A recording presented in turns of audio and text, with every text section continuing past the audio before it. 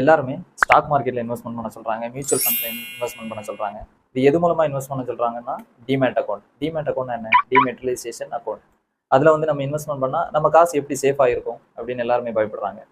நம்ம பேங்க்ல எப்படி ஒரு அக்கௌண்ட் ஓபன் பண்ணி நம்ம சேஃபா வச்சிருக்கோமோ, அதே மாதிரி நீங்க ட்ரேடிங் அக்கௌண்ட்ல சேவ் பண்ணி வச்சுக்கலாம். க்ரோ அப், அப்ஸ்டாக், ஜீரோதா இந்த மாதிரி கம்பெனிஸ் எல்லாம் நஷ்டம் இழுத்து மூடிடுச்சுன்னா நம்ம என்ன பண்றது? நம்மளோட காசு எல்லாம் எங்க போய் பாக்குறது? அது வேஸ்ட் ஆயிடுமோ அப்படின்ற ஒரு பயம் உங்களுக்கு இருக்கும். அதை பத்தி நீங்க கவலைப்பட வேண்டாம். அதுக்கு தான் நம்ம செபி வந்து கேஷ் டெபாசிட்டரின்னு சொல்லிட்டு 2 அக்கௌண்ட் வச்சிருக்காங்க.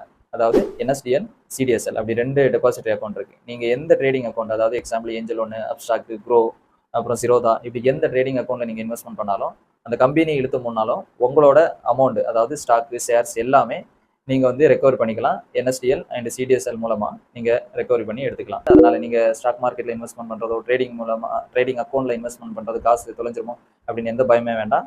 எல்லாமே நம்ம ரெக்கவரி